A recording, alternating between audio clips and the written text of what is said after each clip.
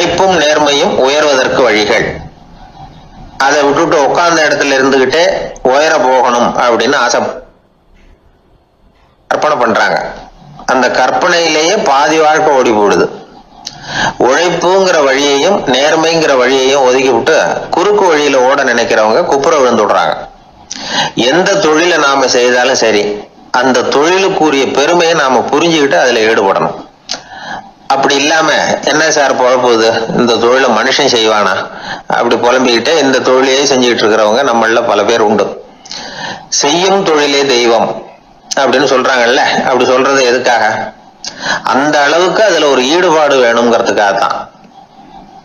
ஒரு பெரிய மலைப்பகுதி, அந்த மலை அடிவாரத்துல ஒரு சிற்பி உட்கார்ந்து ஒரு சிலையை வடிச்சுக்கிட்டு இருக்கிறான். கையில ஒரு சின்ன உளிய வச்சுக்கிட்டு ஒரு பெரிய கருங்கல் பாறையை கொஞ்சம் கொஞ்சமா உடைச்சுக்கிட்டு இருக்கான். ஒரு சிற்பத்தை வடிக்கிறதுங்கிறது அவ்வளவு உன்னதமான ஒரு தொழிலா? எல்லாராலையும் முடியுமா அது? அப்படி இருந்தும் அந்த சிற்பிக்கு மன நிறைவில்லை. அவன் நினைக்கிறான், இந்த கடுமையான வெயில்ல உட்கார்ந்து வேலை செய்யறது எவ்வளவு கஷ்டம். நாம ஒரு சிற்பியா இருக்கிறதுனால தானே சூரியன் கடுமையான வெப்ப கதிர்களை நம்ம மேல வீசுறான். நாமளே அந்த சூரியனா இருந்துட்டா இந்த கஷ்டம் இருக்காத. நம்மளை கஷ்டப்படுத்துறவன் நம்மளை விட வலிமை உள்ளவன், அதனால நாம அவனா மாறி விடுறதுதான் நல்லது அப்படின்னு அந்த சிற்பி யோசனை பண்ணான். அவன் எண்ணம் உடனே நிறைவேறிட்டுது. இயற்கைங்கிற மாபெரும் சக்தி அவனை ஒரு சூரியனா மாத்தி விட்டது. சிற்பி இப்போ ஒரு சூரியனா மாறினான். இனிமே இந்த உலகத்துல நம்மளை விட வலிமை உள்ளவன் வேற யாரும் கிடையாது அப்படின்னு நினைக்க ஆரம்பிச்சுட்டான். அவனுக்கு மகிழ்ச்சியா இருந்தது. அந்த மகிழ்ச்சி அதிக நேரம் நீடிக்கல. ஏன்னா கொஞ்ச நேரத்துல ஆகாயத்துல கரிய மழை மேகங்கள் அப்படியே சூழ்ந்து வந்தது. சூழ்ந்து வந்த மேகங்கள் சூரியனை மறைக்க ஆரம்பிச்சது. இப்போ சூரியனா இருந்த அந்த சிற்பி நினைச்சு பாக்குறான், என்ன இது, என்னையே இந்த மேகம் மூடி மறைக்குதுன்னா அது என்னை விட பெரிய ஆளாதான் இருக்கணும். அதனால இனிமே நாம சூரியனா இருக்கக்கூடாது, நாம மேகமா தான் இருக்கணும், அதுதான் கௌரவம் அப்படின்னு நினைக்க ஆரம்பிச்சிட்டான். இப்பவும் பாருங்க, இயற்கை அவனுடைய ஆசையை நிறைவேற்றி வச்சது. சூரியனா இருந்த சிற்பி மேகமா மாறினான். வான வீதியில அப்படியே உல்லாசமா வர ஆரம்பிச்சான். அந்த உல்லாசமும் அதிக நேரம் நீடிக்கல. எதிரில் பார்த்தா பிரம்மாண்டமான மலைகள் வழியை அடைச்சிட்டு நிக்குது. வேகமா வந்த மேகம் மலையில மோதிக்கிட்டுது. அந்த மலையை தாண்டி அப்பால செல்ல முடியல. இப்போ அந்த மேகம் நினைக்குது, நாம எந்த தடையும் இல்லாம அந்த இடத்துல மிதந்து வர்றோம், நம்மையே போக விடாம தடுக்குதுன்னா அந்த மலைக்கு எப்பேற்பட்ட வலிமை இருக்கணும்.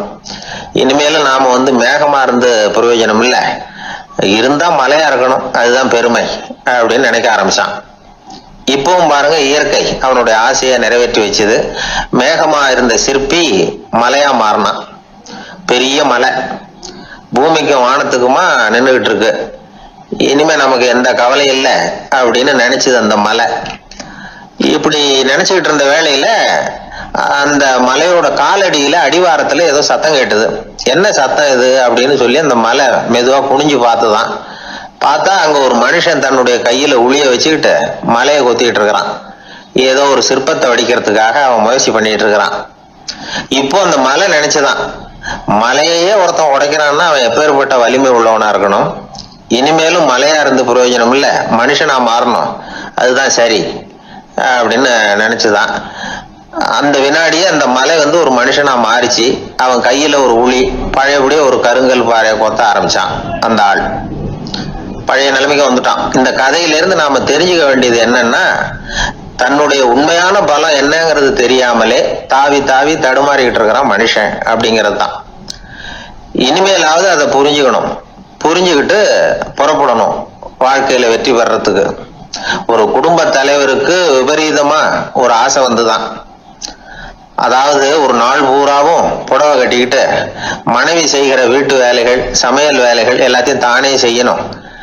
மனைவிக்கு ஆண் வேஷம் போட்டு ஆபீஸுக்கு அனுப்பி வச்சுடணும் அப்படின்னு ஆசைப்பட்டான். இதுதான் அந்த ஆசை. அதே மாதிரி செஞ்சான். பெண் வேஷத்துல சமையல் பண்ணிட்டு இருந்தான். இருட்டி விட்டுது. இந்த சமயத்துல வாசல் கதவு தட்டப்படுற சத்தம் கேட்டுது. ஓடி போய் திறந்தான். பக்கத்து வீட்டு அம்மா கிடுகிடுன்னு உள்ள வந்துட்டாங்க, காப்பி பொடியோ ஏதோ வாங்கறதுக்கு. இவன் பயந்து போய், கமலாம்மா, நான் சுசீலா இல்ல, சுசீலாவோட புருஷன், பெண் வேஷத்துல இருக்கிறேன், சும்மா ஒரு சேஞ்சுக்காக அப்படின்னா. உடனே அந்த அம்மா கிட்ட வந்து, பயப்படாத, நானும் கமலா இல்ல, கமலாவோட புருஷன், இதுவும் சும்மா ஒரு சேஞ்சுக்காகத்தான் அப்படின்னு நானா. இப்படி வாழ்க்கைய விபரீதமா நினைச்சுக்கிட்டு வேற வேற கற்பனைகள்ல வீணாக்கிக்கிட்டு இருக்கிறவங்க தான் ரொம்ப அதிகம். நாம அதுவா மாறணும்னு நினைக்கிறது தப்பு, நாம இருக்கணும் அப்படின்னு நினைக்கிறது தான் உண்மை, அதுதான் சரி. அந்த சிற்பி என்னென்னோ கற்பனை பண்ணி கடைசியில மறுபடியும் சிற்பியாகவே வந்து சேர்ந்தான் பாருங்க. அதனால நம்முடைய உண்மையான பலம் என்ன அப்படிங்கறத தெரிஞ்சுக்கிட்டு நடந்துகிட்டோம்னா வாழ்க்கையில எப்பொழுதும் வெற்றி நிச்சயம். 1816 வருஷம் செப்டம்பர் மாசம் 11ஆம் தேதி பிரான்ஸ் தேசத்துல உள்ள ஒரு மருத்துவமனை. அங்க ஒரு இளம் டாக்டர் கொஞ்ச நாளைக்கு முன்னாடி தான் அந்த ஆஸ்பத்திரியில புதுசா வேலைக்கு சேர்ந்திருக்கிறார். அவரு பேரு ரெனே லெனக். அவரு அன்னைக்கு காலையில அந்த மருத்துவமனையில அப்படியே ரவுண்ட்ஸ் வந்துகிட்டு இருக்கிறார். வார்டுல ஒரு படுக்கையில ஒரு இளம் பெண் படுத்திருக்கிறா. அந்த பொண்ணுக்கு இருதய நோயா இருக்கலாம்ங்கிறது மற்ற டாக்டர்கள் சந்தேகம். அந்த காலத்துல எல்லாம் ஒருத்தருடைய இருதய துடிப்பை தெரிஞ்சுக்கணும்னா நோயாளியின் மார்புல டாக்டர் வந்து காதை வச்சு பார்த்து தான் தெரிஞ்சுக்கிறது வழக்கம். ஆனா இந்த பெண்ணும் வந்து இளம் பெண், அந்த டாக்டரும் புதுசா சேர்ந்திருக்கிறவர். அதனால பரிசோதனை பண்ண தயங்கினார். கொஞ்ச நேரம் யோசனை பண்ணார். திடீர்னு ஒரு ஞாபகம் வந்தது அவருக்கு. அதாவது அன்னைக்கு விடியற் காலையில தோட்டத்துல அப்படி வாக்கிங் போயிட்டு இருந்தப்போ சின்ன பசங்கள்லாம் ஒரு மரக்கட்டையை வச்சு விளையாடிட்டு இருந்தாங்களாம். அதை இவர் பார்த்துருக்கிறார். அது என்ன விளையாட்டுனா, ஒரு நீளமான மரப்பலகை, அதுல ஒரு முனையில ஒரு பையன் தன்னுடைய காதை வச்சுக்கிட்டு இருக்கிறான், மறுமுனையில இன்னொரு பையன் அந்த மரப்பலகையை ஒரு ஆணியால கீறிக்கிட்டு இருக்கிறான். ஒரு முனையில ஆணியால கீறும் பொழுது மறுமுனையில காதை வச்சிருக்கிற பையனுக்கு அந்த சத்தம் துல்லியமா கேட்குது. அந்த டாக்டருக்கு காலையில பார்த்த இந்த விளையாட்டு ஞாபகத்துக்கு வந்துட்டுது. உடனே என்ன பண்ணாரு தெரியுமா? ஒரு நீளமான காகிதத்தை எடுத்தார். அதை அப்படியே உருளை மாதிரி உருட்டினார். ஒரு முனையை அந்த நோயாளியின் மார்புல இடது பக்கம் வச்சார், இன்னொரு முனையில தன்னுடைய காதை வச்சார். என்ன ஆச்சரியம்! நோயாளியின் மார்புல நேரடியா காதை வச்சு கேட்கறத விட துல்லியமா கேட்டுது இதய துடிப்பு. இதய துடிப்பு மட்டும் இல்ல, மூச்சு இழுத்து விடுறது, திரவ பொருள்களின் அசைவு, எல்லா சத்தமும் தெளிவா கேட்குது. கிரேக்க மொழியில ஸ்டெத்தாஸ் அப்படின்னா மார்பு, ஸ்கோப்பின் அப்படின்னா பார்ப்பதுன்னு அர்த்தம். அதனால டாக்டர் ரெனே லெனக் தான் கண்டுபிடிச்ச கருவிக்கு ஸ்டெத்தஸ்கோப் அப்படின்னு பேர் வச்சார். அவரே வந்து முதல் மாடலையும் செஞ்சார். அளவு ரொம்ப பெருசா இருந்தது, சுலபமா எடுத்துட்டு போகிறது கஷ்டம், அது அவ்வளவு கஷ்டமா இருந்தது அது. அதனால அவரே அதை அப்புறம் 2 பிரிவா தயார் பண்ணார். இது 2 துண்டையும் டாக்டர் தன்னோட கோட்டு பாக்கெட்ல வச்சுக்கலாம், தேவைப்படுறப்ப எடுத்து ஒன்னா சேர்த்துக்கலாம். இப்படிதான் அவர் ஆரம்பத்துல பண்ணார். தன்னுடைய இந்த கண்டுபிடிப்பை பத்தி அவர் ஒரு புத்தகம் எழுதினார். நிறைய வித்துது, புகழும் பணமும் சேர்ந்தது. பணமும் புகழும் வந்து சேர்ந்தது மாதிரியே அவருக்கு ஒரு நோயும் வந்து சேர்ந்தது. அது என்ன நோயின்னு கண்டுபிடிக்கிறதுக்கும் அவரு கண்டுபிடிச்ச கருவி தான் உபயோகப்பட்டுதான். அவரே அதை கண்டுபிடிச்சார். அவருக்கு வந்திருந்தது காச நோய். 1826ஆம் வருஷம் ஆகஸ்ட் மாதம் 13ஆம் தேதி உலகத்தின் முதல் ஸ்டெதஸ்கோப்பை கண்டுபிடிச்ச டாக்டர் ரெனே லெனக் காலமானார். அவர் சாகிறதுக்கு முன்னாடி மரத்தால் செஞ்சு வச்சிருந்த ஸ்டெதஸ்கோப்பை தனக்கு வேண்டியப்பட்ட ஒரு டாக்டர்கிட்ட கொடுத்து, என்னுடைய சொத்துக்கள்லேயே ரொம்ப வசந்தது அப்படின்னு சொன்னாராம். அதுக்கப்புறம் 3 வெள்ளைக்காரங்க சேர்ந்து இந்த கருவியில் சில மாற்றங்களை பண்ணாங்க.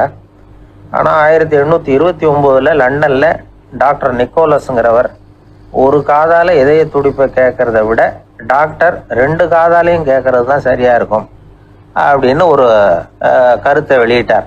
அதுக்கப்புறம் ரொம்ப காலம் கழிச்சு 1852 ஜார்ஜ் காமான் அப்படிங்கிறவர் ரப்பர் டியூப்களை உபயோகப்படுத்தி 2 காதாலையும் கேட்குற மாதிரி ஒரு புதிய வடிவத்தை அதுக்கு கொடுத்தார். அதுக்கு பிறகு அது படிப்படியா எவ்வளவோ மாற்றங்கள் இருந்தாலும் ஆரம்பத்துல டாக்டர் ரெனே லெனக் உருவாக்கின அடிப்படை மாடலை யாரும் மாற்றி அமைக்கலைங்கிறது தான் முக்கியமான விஷயம். நமக்கு தெரிஞ்ச ஒரு ஆஸ்பத்திரி, அதில் ஒரு நோயாளி, காலை நேரத்தில் நர்ஸு அந்த பக்கமாக போயிட்டு இருந்தாங்க. அதை பார்த்துட்டு ஒரு நர்ஸுன்னு கத்துறார். நர்ஸு அவசரமாக ஓடி வந்து என்ன விஷயம்னு கேட்டாங்க. சிஸ்டர், இங்கே பாருங்க, உங்கள் டாக்டரை என் நெஞ்சில் ஒரு காதை வச்சு கேட்டுக்கிட்டு இருக்கிறார் அப்படின்னார் நோயாளி. சிஸ்டர் பதட்டப்படாம, அதனால என்ன, இந்த டாக்டர் பழமையான விஷயங்கள்ல ரொம்ப நம்பிக்கை உள்ளவர், அதனால ஸ்டெதாஸ்கோப்பை உபயோகப்படுத்தாம காதை வச்சு கேட்கிறார், அது ஒன்றும் தப்பு இல்லை அப்படின்னாங்களாம். ஐயோ, அதுக்காக இல்லை சிஸ்டர், இவர் என் நெஞ்சு மேல தலையை வச்சது நேற்று ராத்திரி 9 மணி, இப்போ விடிஞ்சு போச்சு, இன்னமும் தலையை எடுக்கவே இல்லை, அதுக்காக தான் சந்தேகப்பட்டு உங்களை கூப்பிடுறேன் அப்படின்னாராம். இந்த உலகத்துல எத்தனை வகையான மனிதர்கள் இருக்கிறாங்க, ஒவ்வொரு மனிதனுமே ஒவ்வொரு வகை அப்படிங்கிறாங்க விஞ்ஞானிகள்.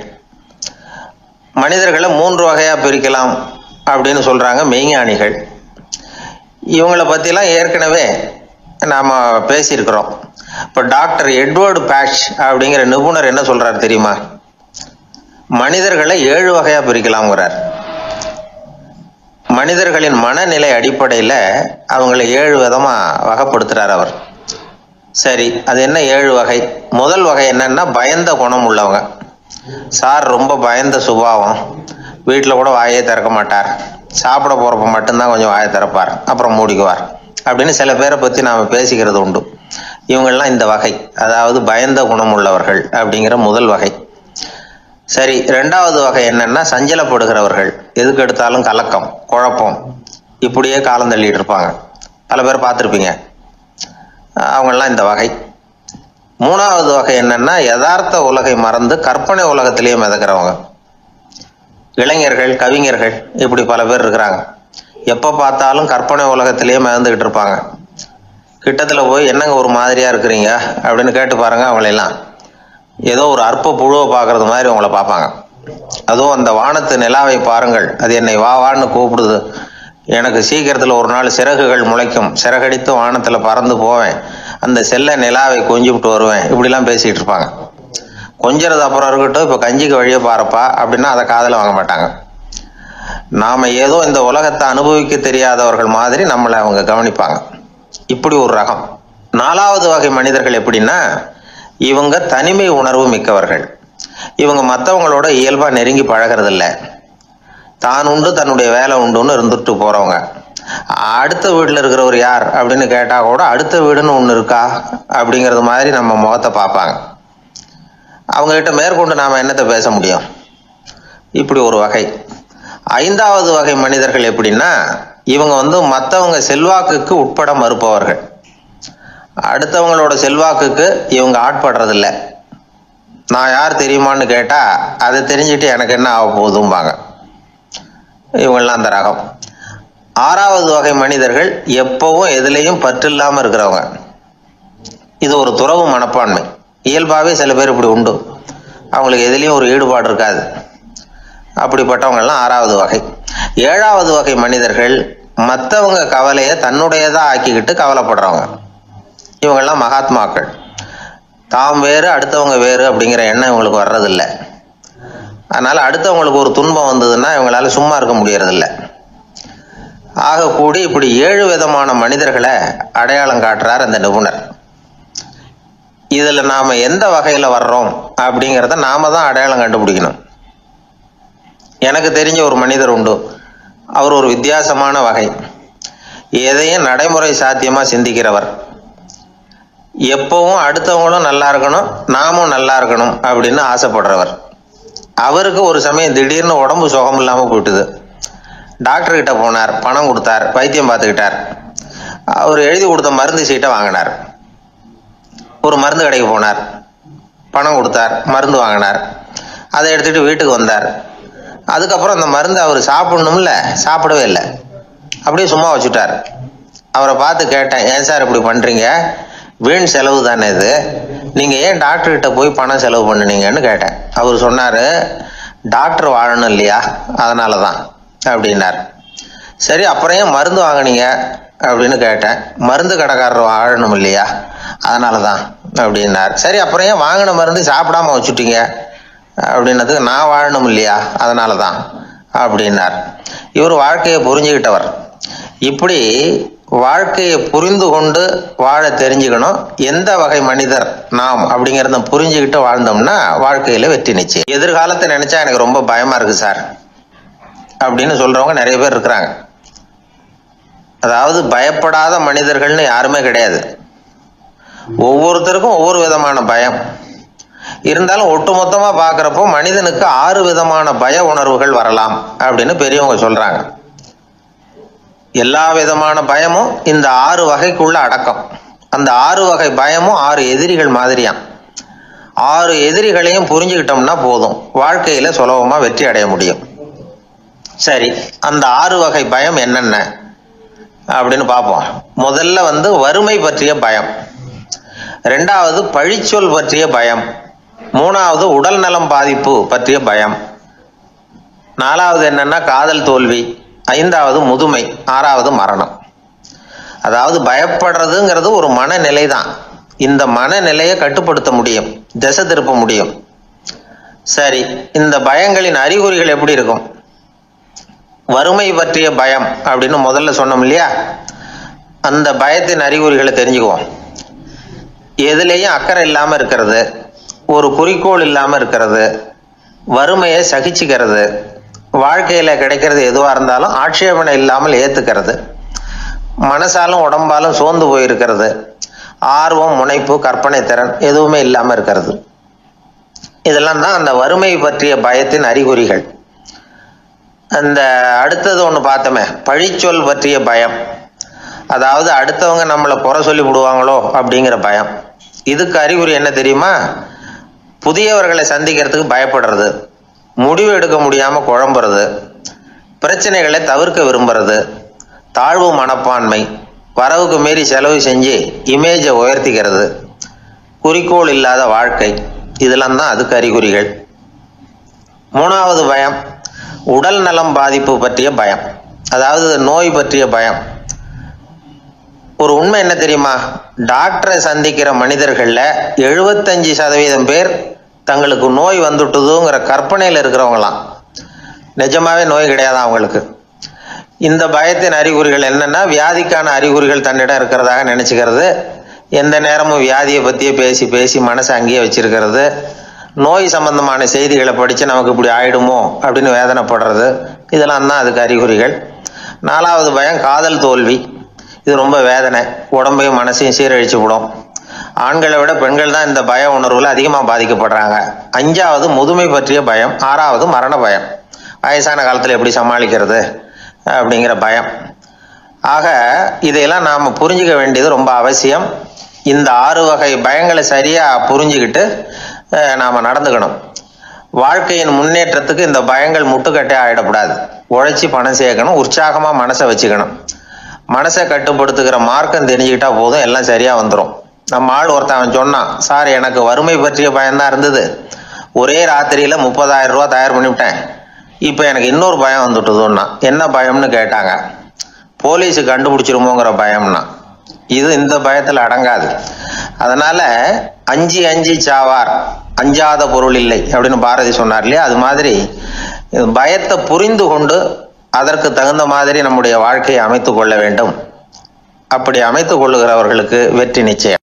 ஒரு புகழ்பெற்ற ஜப்பானிய சாமுராய் வீரன், வாள் வீசுறதுல ரொம்ப கெட்டிக்காரன்.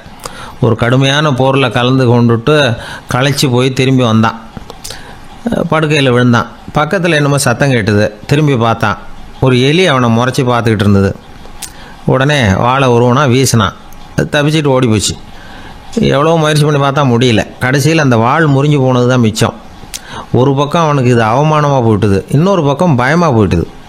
எவ்வளவோ போர்களில் எதிரிகளை பந்தாடினவன் அவன் ஒரு எலிகிட்ட தோற்று போய்டுறதா அவனால் சகிச்சிக்க முடியல. மனைவிகிட்ட சொன்னான் இப்படி நடந்துட்டுதுன்னு. அவள் சிரிச்சா. உங்களுக்கு புத்தியே இல்லை, எலியை போய் யாராவது வாளால் வெட்டுவாங்களா அப்படின்னு அந்த அம்மா சொன்னதும், நீ என்ன சொல்கிறேன்னா, ஒரு பூனையை கொண்டுட்டு வந்துட்டா போதும், அதுக்கப்புறம் ஏன் எலி வரப்போகுது அப்படின்னு அந்த அம்மா. உடனே ஒரு பூனை வந்து சேர்ந்தது. அது சாதாரண பூனை இல்லை, வீர சாகசங்கள்லாம் செஞ்சு பழக்கப்பட்ட பூனை. பெரிய இடத்துல வளர்ந்தது. அதை கொண்டுட்டு வந்துட்டாங்க. அந்த பூனை குறி பார்த்து எலி மேலே பாஞ்சுது. ஆனால் அந்த எலியை சுலபமாக தப்பிச்சு போட்டுது. அடுத்தபடியாகவும் பாயறதுக்கு முயற்சி பண்ணிச்சு அந்த பூனை. ஆனால் அந்த எலியோ ரொம்ப தந்திரமாக திடீர்னு அந்த பூனையின் முகத்துக்கு நேராக பாஞ்சுது. அவ்வளவுதான்.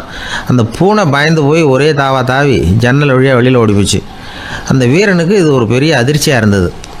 அடுத்தபடியாக யோசனை பண்ணான். ராஜா வளர்த்துக்கிட்டு இருந்த அரண்மனை பூனையை ஒரு நாள் இரவலாக கேட்டு வாங்கிட்டு வந்தான். ஊர் உலகம்லாம் பேர் வாங்கின பூனை இது. அந்த பூனையாலும் அந்த எலியை ஒன்றும் செய்ய முடியல. வீரனுக்கு ரொம்ப அதிர்ச்சி.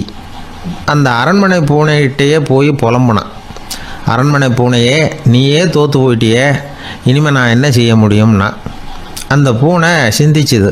அப்புறம் சொல்லிச்சு, இந்த காரியத்துக்கு இந்த மேல்மட்ட விவகாரம்லாம் சரிப்பட்டு வராது.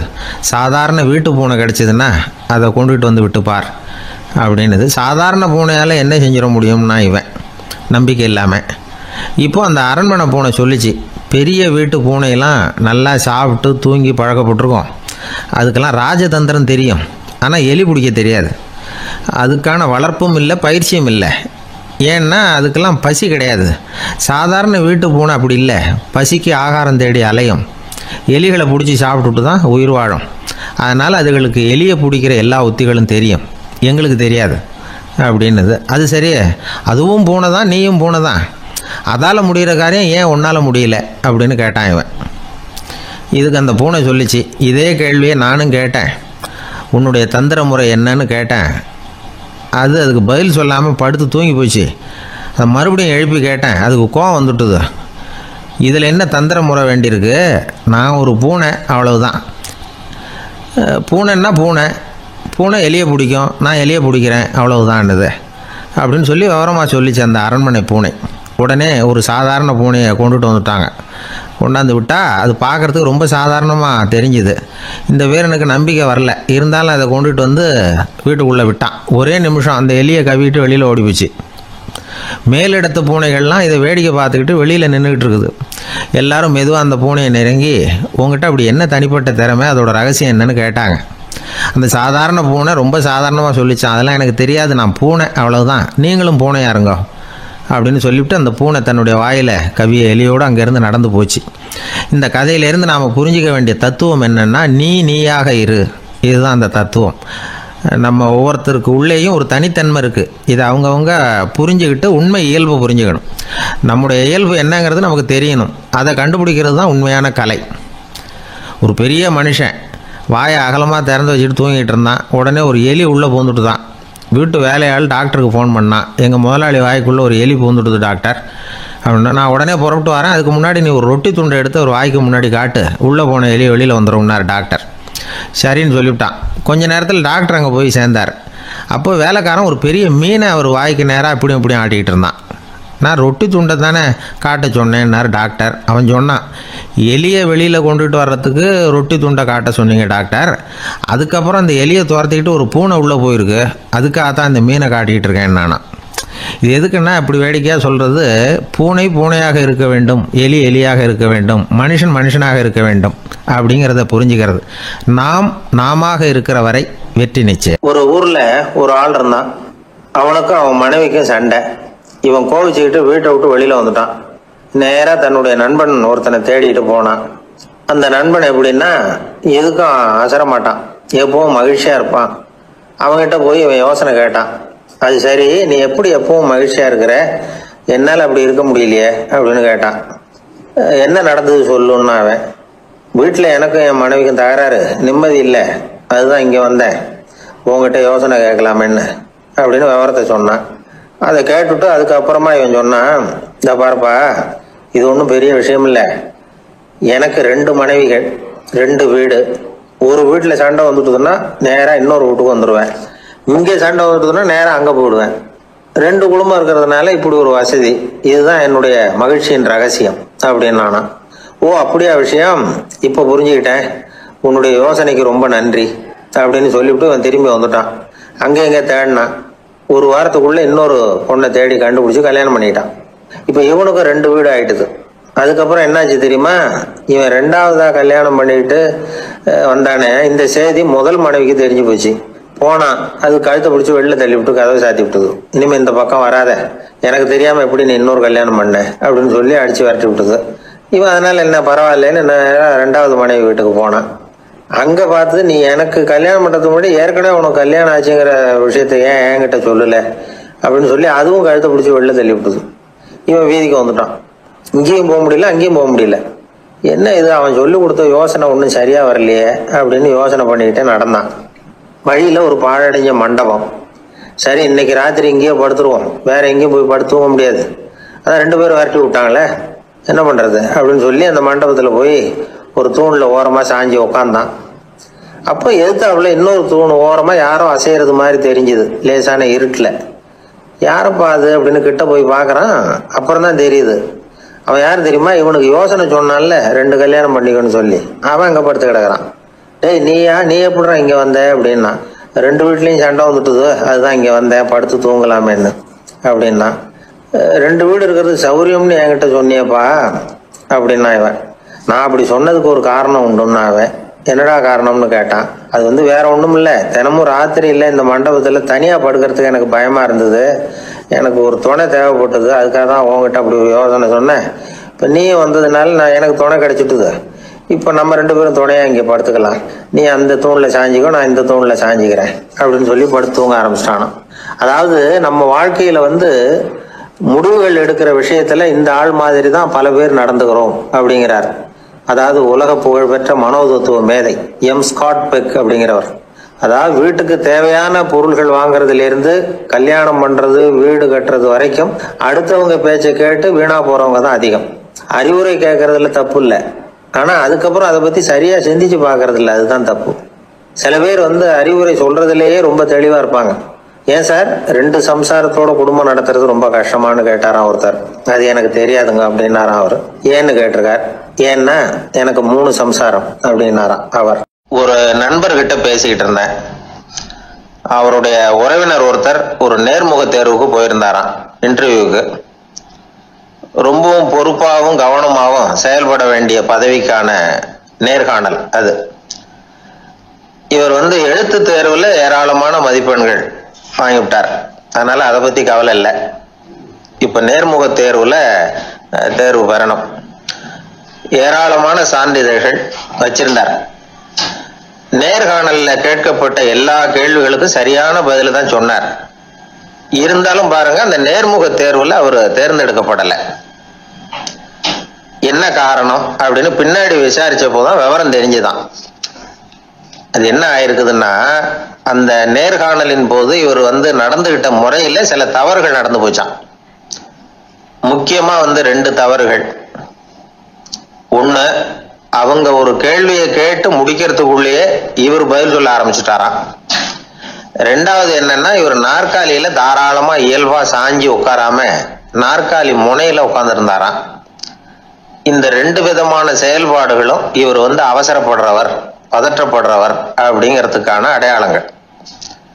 அதாவது கேள்வியை கேட்டு முடிக்கிறதுக்குள்ளேயே முந்திக்கிட்டு பதில் சொல்றது. 2வது, நாற்காலியில இயல்பா தாராளமா உட்காராம நாற்காலி முனையில உட்கார்றது. பார்க்க போற வேலைக்கு அவசரம், பதற்றம் இது 2 இருக்கக்கூடாதான். அதனால மார்க் இருந்தும் சர்டிபிகேட் இருந்தும் அந்த வேலை வாய்ப்பு அவருக்கு கிடைக்கல. வேலை கொடுக்கறவங்க நம்ம கிட்ட இருந்து என்னதான் எதிர்பார்க்கறாங்க, இதை தெரிஞ்சு வச்சுக்கிறது நல்லது. முதல்ல மற்றவர்களுடன் தொடர்பு கொள்ளும் திறமை, அதாவது எபிலிட்டி டு கம்யூனிகேட். நீங்க நினைக்கிறத அழகா தொகுத்து வகைப்படுத்தி சொல்ல தெரியுதான்னு பார்ப்பாங்க. உங்க திட்டங்களை அடுத்தவங்க ஏற்றுக்கொள்ளக்கூடிய விதத்துல வெளிப்படுத்துறதுக்கு உங்களால முடியுதான்னு பார்ப்பாங்க. இதுக்கு என்ன செய்யறது? குழப்பம் இல்லாம சிந்திக்கணும், குழப்பம் இல்லாம பேசணும். 2வது விஷயம் என்னன்னா புத்திசாலித்தனம், அதாவது இன்டெலிஜென்ஸ். ஏத்துக்க போற வேலையை நல்ல விதமா செய்ய முடியுமா உங்களால, அதை எந்தெந்த வழியில செய்யலாம் அப்படிங்கறத உங்களால தீர்மானிக்க முடியுமா, அந்த வேலைக்கான புது புது யோசனைகளை உங்களால சொல்ல முடியுமா அப்படின்னு பார்ப்பாங்க. இது இன்டெலிஜென்ஸ். 3வது தன்னம்பிக்கை, அதாவது செல்ஃப் கான்பிடன்ஸ். உங்களுக்கு அது உண்டா அப்படிங்கறத கவனிப்பாங்க. எந்த சூழ்நிலையையும் சமாளிக்கணும், எப்படிப்பட்ட மனிதர்களையும் சமாளிக்கிற தைரியம் வேணும், அடுத்தவங்களை நமக்கு சாதகமா திருப்பக்கூடிய தன்னம்பிக்கை வேணும். 4வது பொறுப்புகளை முன்வந்து ஏற்றுக்கொள்ளுதல், வில்லிங்னஸ் டு அக்செப்ட் ரெஸ்பான்சிபிலிட்டி. பொறுப்புகள்ல இருந்து நழுவி போக ஆசைப்படாம செஞ்சு முடிக்கணும். 5வது முன் வருதல், இனிஷியேட்டிவ். வேலையோட முக்கியத்துவம் உணர்ந்து அதை ஏத்துக்கிட்டு தகுந்த நடவடிக்கைகளை தயங்காம எடுக்கிறதுக்கு முன் வரணும். 6வது என்னன்னு கேட்டீங்கன்னா தலைமைத்துவம், லீடர்ஷிப். 4 பேருக்கு தலைமை தாங்கி நல்ல விதத்துல நடந்துக்க தெரியுதா. 7வது கற்பனை திறன், இமேஜினேஷன். சில பிரச்சனைகள் வரக்கூடும் அப்படின்னு முன்கூட்டியே யூகிச்சு அதுக்கு தகுந்த மாதிரி நடவடிக்கை எடுக்கிற திறமை உண்டா அப்படிங்கிறத பார்ப்பாங்க. 8வது என்னன்னா வளைந்து கொடுத்தல், பிளெக்சிபிலிட்டி. சூழ்நிலைக்கு தகுந்த மாதிரி, மாற்றங்களுக்கு தகுந்த மாதிரி அனுசரிச்சு நடந்துக்கிறதுக்கு தெரியுதா அவங்களுக்கு அப்படிங்கிறத கவனிப்பாங்க. அடுத்தது திறமைகளை வெளிக்கொணரும் திறமை, இன்டர்பர்சனல் ஸ்கில்ஸ். அடுத்தவங்க கிட்ட இருக்கிற திறமையை கண்டுபிடிச்சு அதை நல்ல விதத்துல ஊக்கப்படுத்தி பயன்படுத்த தெரியுதா அப்படின்னு பார்ப்பாங்க. ஆறாவது சுய அறிவு, செல்ஃப் நாலேஜ். அடுத்தவங்க நம்மளை பத்தி என்ன நினைக்கிறாங்க அப்படிங்கறத நம்மளால புரிஞ்சுக்க முடியுதாங்கிறது முக்கியம். அடுத்தது போட்டி மனப்பான்மை, காம்படிட்டிவ்னஸ். அடுத்தவங்களை ஒப்பிட்டு பார்த்து அதை விட ஒரு படி மேல வரணுங்கிற குணம் வேணும். இதுக்கு அடுத்தது என்னன்னா குறிக்கோளை வெல்லுதல், கோல் அச்சீவ்மெண்ட். குறிக்கோளை சவாலா எடுத்துக்கிட்டு அதை அடையணும். அப்புறம் வேறுபட்ட திறமைகள், ஒகேஷனல் ஸ்கில்ஸ். பதவிக்கு வேண்டிய திறமைகள் தவிர மற்ற திறமைகள் எதுவும் உண்டாங்கிறது முக்கியம். நமக்கு வேலை கொடுக்கணும்னு நினைக்கிறவங்க நம்ம கிட்ட இருந்து இவ்வளவும் எதிர்பார்ப்பாங்க. அதுக்கு தகுந்த மாதிரி நம்மளை நாமே தயார்படுத்திக்கணும். எனக்கு வேண்டப்பட்ட ஒருத்தர் ஒரு இன்டர்வியூக்கு போயிட்டு வந்தார், நேர்காணலுக்கு. எப்படி இருந்தது இன்டர்வியூன்னு விசாரிச்சேன். நான் போனேன். அவர் கேட்ட எல்லா கேள்விக்கும் அவர் எதிர்பார்த்தது மாதிரியே எல்லா பதிலையும் சொன்னேன். கடைசியா நான் எதிர்பார்க்காத ஒரு தகவலை அவர் சொன்னார் அப்படின்னாரு. என்னன்னு கேட்டேன். அவரும் என்ன மாதிரியே இன்டர்வியூக்கு வந்தவர் தானா, சும்மா என்ன கேள்வி கேட்டுக்கிட்டு உட்காந்துருந்தாராம் அப்படின்னார்.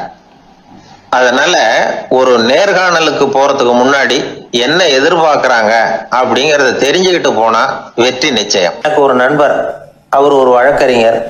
ஒரு நாள் அவர்கிட்ட பேசிக்கிட்டு இருந்தேன். அப்ப கேட்டேன், ஏன் சார் நீங்கள்லாம் கோர்ட்ல வாதாடுறப்போ கருப்பு நிற அங்கி அணியிறீங்களே, அதுக்கு என்ன காரணம்? சட்டத்துக்கும் கருப்பு கலருக்கும் என்ன சம்பந்தம் அப்படின்னு கேட்டேன். அது ஒரு சுவாரஸ்யமான கதைன்னார் அவர். சொல்லுங்களேன் அப்படின்னு அவர் சொன்னார்.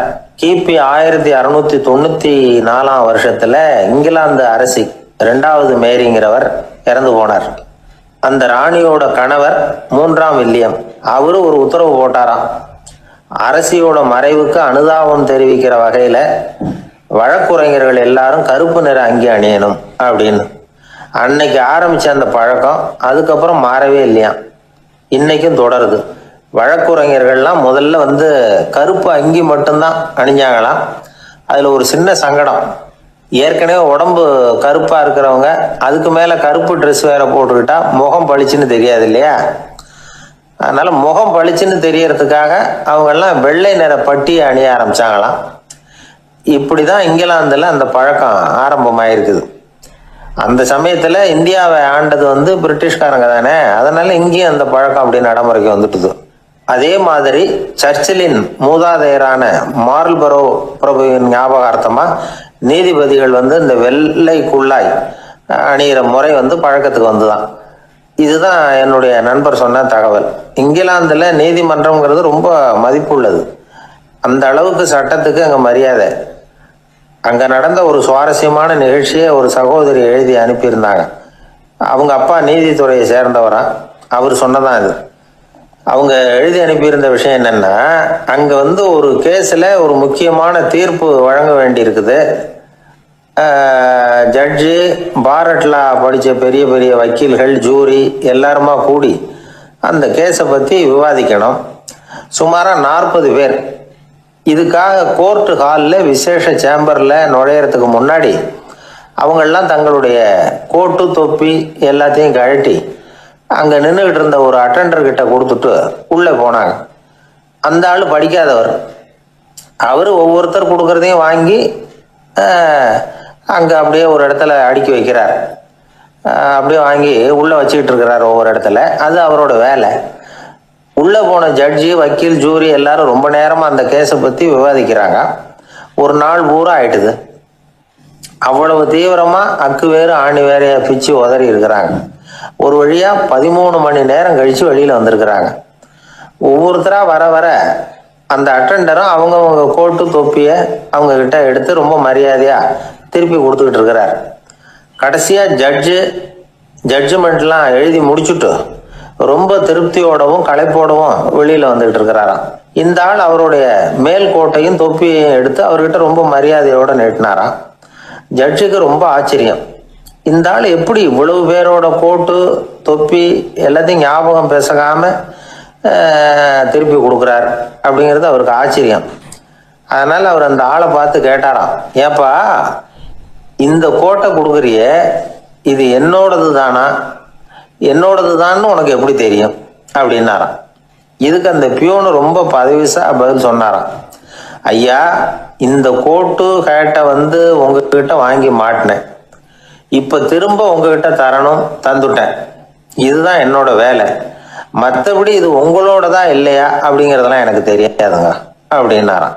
ஒருத்தரை பார்த்து உன்னுடைய நண்பர்கள் யார் அப்படின்னு ஒரு கேள்வி கேட்டு பாருங்க. கொஞ்சம் யோசிச்சு யோசிச்சு பதில் சொல்லுவாங்க. அவங்க கிட்டயே உன்னுடைய எதிரிகள் யார் அப்படின்னு கேளுங்க, கடகடன்னு ஒப்பிச்சிருவாங்க. நம்ம மனசு இருக்க அது எப்படின்னா, நம்ம நண்பர்களை விட எதிரிகளை அது நல்லா ஞாபகத்தில் வச்சுக்கும். இது ஒரு ஆச்சரியமான உண்மை. உங்களால நண்பர்களை மறந்துட முடியும், ஆனா எதிரிகளை மறந்துட முடியாது. இது ஒரு வேடிக்கையான நிலைமை தான். அழகான தருணங்களை நாம ஏன் மறந்துடுறோம்? இது இயற்கை. ஏன்னா நம்ம மனசு மலர்களை கவனிக்கிறது இல்லை, அதுல இருக்கிற முள்ளை தான் கவனிக்குது. தன்னை காயப்படுத்துகிற எதையும் அது உடனே கண்டுகொள்ளுது. ஒரு தெளிந்த சிந்தனையுடைய மனசு மிக அழகாக உள்ள எல்லாத்தையும் கவனிக்கும். அது நன்றியுடன் உணரக்கூடிய எல்லாத்தையும் பார்த்து குறிச்சிக்கும். இப்படிப்பட்டவங்க வாழ்க்கை இயல்பாகவே நல்லா அமையும். அது ரொம்ப அபூர்வம். மனசுல உள்ள ஒரு சிறிய அமைப்பை மாற்றுவதை பொறுத்து தான் இந்த விஷயம் அப்படிங்கிறார் ஓஷோ. ஒரு யூத கோவில் இருந்துதான், அது யூதர்களின் மடமாவும் இருந்தது. அங்க ஒரு தலைமை குரு, அவர் ரொம்ப கண்டிப்பானவர். அந்த கோவிலை ஒட்டி ஒரு தோட்டம். ஒரு நாள் காலையில அந்த தோட்டத்துல 2 இளம் யூதர்கள் நடந்து போய்கிட்டு இருக்கிறாங்க. காலையில 1 மணி நேரம், மாலையில 1 மணி நேரம் அவங்க அந்த தோட்டத்துல நடக்கிறதுக்கு அனுமதி உண்டு. மற்ற நேரங்கள்ல அவங்க மத புத்தகங்களை படிக்கணும், பிற விதிமுறைகளை கடைபிடிக்கணும். அந்த 2 பேருமே தொடர்ந்து புகைப்பிடிக்கிற பழக்கம் உள்ளவங்க. ஆனா கோவில் மடத்துல இருக்கிறப்போ அவங்க புகைப்பிடிக்க முடியாது, அது கடுமையான குற்றம். சரி, நாம தோட்டத்துல இருக்கிறப்போவாவது புகைப்பிடிக்கலாமா அப்படின்னு ஒரு ஆசை அவங்க 2 பேருக்குமே. இருந்தாலும் பயம். இப்படி கேட்டா மத குரு என்ன சொல்லுவாரோ அல்லது என்ன செய்வாரோங்கிற பயம். இப்படியே கொஞ்ச நாள் ஆச்சு. ஒரு நாள் அந்த 2 பேர்ல ஒருத்தன் ரொம்ப கலங்கி போய் அந்த கோவில்ல இருந்து வெளியில வந்துகிட்டு இருந்தான். வந்தவன் நேரா தோட்டத்து பக்கம் போனான். அங்க இன்னொருத்தன் ஆனந்தமா புகை பிடிச்சிக்கிட்டு இருக்கிறான். அதை பார்த்துதான் இவனுக்கு அதிர்ச்சி. அட கடவுளே, என்ன இது, நீ கேட்காமலே ஆரம்பிச்சிட்டியா அப்படின்னா. இல்லை இல்லை, நான் கேட்டுட்டு தான் ஆரம்பிச்சிருக்கேன்னா அவன். அப்படியா, என்ன மனுஷன் இவரு, நானும் தான் கேட்டேன், என்ன கண்ணாமுன்னான்னு திட்டி விட்டார். இது என்ன கோவிலா இல்லை நரகமா? உனக்கு புகை பிடிக்கணும்னு ஆசையா இருந்தா நரகத்துக்கு போகணும்னு சொல்லிவிட்டார். அது சரி, உன்னை மட்டும் எப்படி அனுமதிச்சாரு அப்படின்னு கேட்டான் இவன். அவன் சிரிச்சுக்கிட்டே, நீ எப்படி கேட்ட சொல்லு அப்படின்னா. நாம இந்த தோட்டத்துக்கு வர அனுமதிக்கப்பட்டிருக்கிறதே ஜபத்துக்காகத்தானே, அதனால நான் ஜபம் சொல்லும் பொழுது புகை பிடிக்கலாமா அப்படின்னு கேட்டேன். அதுக்கு தான் அவர் சத்தம் போட்டு என்னை அடிக்கவே வந்துட்டார் அப்படின்னா இவன். நீ ஒரு மாதிரியா கேட்டிருக்க, நான் வேற மாதிரியா கேட்டிருக்கிறேன். ஜெபம் சொல்லும் போது புகை பிடிக்கலாமான்னு நீ கேட்டிருக்க. ஐயா, புகை பிடிக்கும் பொழுது ஜபிக்கலாமா அப்படின்னு நான் கேட்டேன். அதுல தப்பு ஒன்றும் இல்லை அப்படின்னு பதில் சொல்லிட்டார் அப்படின்னா. ஒரு சிறிய மாற்றம் தான் அது மிகப்பெரிய மாறுதலை ஏற்படுத்தி விட்டது. மனசு நல்ல விதமா சிந்திக்க ஆரம்பிச்சுட்டுதுன்னா மகிழ்ச்சிக்கு பஞ்சம் இல்லை. ஒரு கஞ்சன் ஆத்துல விழுந்துட்டான், வெள்ளத்துல தத்தடிச்சுக்கிட்டு இருக்கிறான். கரையில நின்ன ஒருத்தர், உன் கையை கொண்டா இப்படி பிடிச்சி இழுத்து கரையில சேர்த்து விடுறேன்னார். எதையும் கொடுத்து பழக்கம் இல்லாத அவன் கையையும் கொடுக்க மாட்டேன்னுட்டான். இவர் பார்த்தார், உன் கையை கொடுன்னு சொல்றதுக்கு பதிலா நான் என் கையை கொடுக்குறேன் பிடிச்சிக்கோ அப்படின்னார். அவன் கப்புன்னு பிடிச்சிக்கிட்டான், இழுத்து கரையில போட்டு. உலகத்துல எது எதுக்கோ ஆராய்ச்சி கூடங்கள் இருக்குது இல்ல, அது மாதிரி தூக்கத்தை பத்தி ஆராய்ச்சி பண்றதுக்கு ஒரு ஆராய்ச்சி கூடம் இருக்குது. அப்படி ஆராய்ச்சி பண்ணணும்னா அதுக்கு மூழ்கிக்கிட்டு இருக்கணும்ல. அதனாலதான் அந்த ஆராய்ச்சி கூடம் இங்கே இல்லை. அமெரிக்காவில் பாஸ்டன் பல்கலைக்கழக மருத்துவமனையில் அது இருக்குது. அங்க தூக்கத்தை பத்தி பல விதமான ஆராய்ச்சிகள் பண்ணிட்டு இருக்கிறாங்க. அந்த ஆராய்ச்சி கூடத்துல இயக்குனரா இருக்கிற ஒரு நிபுணர், அவர் என்ன சொல்றாரு தெரியுமா? உங்களுக்கு தூக்கம் வரலையா, நீங்க நல்லா தூங்குறதுக்கு தாராளமா சில யோசனைகளை என்னால சொல்ல முடியும் அப்படிங்கிறார். யோசனை தானே, காசா பணமா கேட்டு வச்சுக்கலாமே. உணவு, மனநிலை, தூங்கும் இடத்தோட சூழ்நிலை, படுக்கைக்கு செல்றப்போ உள்ள பழக்க வழக்கங்கள், இது காரணமா ஒருத்தருக்கு தூக்கம் வராம போகலாம். தூக்கம் வராததுக்கு இதுதான் காரணம்னா அதையெல்லாம் சுலபமா கட்டுப்படுத்தலாங்கிறார் அவர். தூக்கத்தை வரவழைக்கக்கூடிய ஒரு நல்ல மருந்து உடற்பயிற்சி. ஆனா ஒண்ணு, படுக்க போற நேரத்துல இது மாதிரி உடற்பயிற்சிகள் எல்லாம் செய்யக்கூடாது. கொஞ்சம் முன்னாடி பகல்லையே இந்த பயிற்சிகளை செய்யறது நல்லது. தூக்கம் வராம அவதிப்படுறவங்க பிற்பகல் நேரங்கள்ல காஃபி, டீ இது மாதிரி பானங்களை சாப்பிடக்கூடாது. மது அருந்துறது கூட தூக்கத்தை பாதிக்கும். வெது வெதுப்பான நீர்ல குளிக்கிறது, தியானத்துல ஈடுபடுறது, ஓய்வா இருக்கிறது, படுக்கிறது, அதாவது படுக்கிறதுக்கு முன்னாடி ஒரு கோவலை பால் சாப்பிட்றது, இதெல்லாம் தூக்கத்தை வரவழைக்கிறது ரொம்ப உதவியா இருக்கும். இன்னொரு விஷயம் என்னன்னா, தூங்கி ஆகணுமேங்கிற கவலை வேண்டியதில்லை. அப்படி நினைச்சு கவலைப்படுறதை விட்டுடணும். தூக்கம் வரலையா உடனே படுக்கையை விட்டு எழுந்திருக்க வேண்டியது. வெளியில வாங்க, வேற ஏதாவது வேலையில ஈடுபடுங்க, கொஞ்ச நேரம் உலாவுங்க, அல்லது ஏதாவது ஒரு புஸ்தகத்தை எடுத்து படிங்க. களைப்பு ஏற்பட்டால் மறுபடியும் படுக்கைக்கு போங்க, தூக்கம் தானே வந்துடும். ஒரு விஷயத்த மட்டும் நல்லா ஞாபகத்தில் வச்சுக்கணும். படுக்கைக்கு போறப்போ உங்க மற்ற எல்லா பிரச்சனைகளையும் மறந்துடணும். அது எப்படி சார் முடியும்? அந்த நேரம் தானே எல்லா பிரச்சனையும் வரிசையா ஞாபகத்துக்கு வருது அப்படின்னு நாம நினைக்கலாம். ஆனா பழக்கத்துல அதை நாம மாத்திக்க முடியும். கொஞ்சம் முயற்சி பண்ணணும், அவ்வளவுதான். இது எல்லாமே ஆராய்ச்சி பண்ணி பார்த்துட்டு அந்த நிபுணர் சொல்ற கருத்து தான். இன்னொரு விஷயமும் அவர் சொல்றார். அது என்னன்னா, உடல் கோளாறு காரணமா தூக்கம் வராம அவதிப்படுறவங்களுக்கெல்லாம் இந்த யோசனைகள் சரியா வராது அப்படிங்கிறார். அதுக்கெல்லாம் மருத்துவ சிகிச்சை கொடுத்து தான் சரி பண்ணணும். சில பேருக்கு நடு ராத்திரியில மூச்சு திணறல் ஏற்பட்டு தூக்கம் வராம போயிடும். ஊரெல்லாம் தூங்குறப்ப தான் மட்டும் தூங்காம மூழ்கிட்டு இருக்கிறது, ஊரெல்லாம் மூழ்கிட்டு இருக்கிறப்போ தான் மட்டும் தூங்குறது, இது மாதிரி கோளாறுகளால சில பேர் பாதிக்கப்படலாம். காலு தசை முறுக்கிக்கிறதுனால சில பேருக்கு அடிக்கடி விழிப்பு வரலாம். மன அழற்சி காரணமா சில பேருக்கு தூக்கம் வராது. இது மாதிரி கோளாறுகளுக்கெல்லாம் அதுக்கு தகுந்த மாதிரி சிகிச்சை கொடுத்து தான் சரி பண்ண வேண்டியிருக்கும். எந்த கோளாறும் இல்லாம தூக்கம் வரலைன்னா ஆரம்பத்துல சொன்ன முறைகளை கடைபிடிச்சு பார்க்கலாம். தூக்கம் வந்ததுன்னா யோசனை சொன்ன அந்த நிபுணருக்கு நன்றி சொல்லலாம். ஒருத்தர், ஏன் சார் பஸ்ஸில் தூங்குறது கெட்ட பழக்கமானு கேட்டார். இல்லையே, நான் கூட பஸ்ஸில் போகிறப்ப தூங்கிட்டு தானே போவேன் அப்படின்னார் இன்னொருத்தர். அப்புறம் ஏன் என்ன டிரைவர் வேலை வேணாம்னு வீட்டுக்கு அனுப்பி வச்சுட்டாங்க அப்படின்னாராம் அவரு.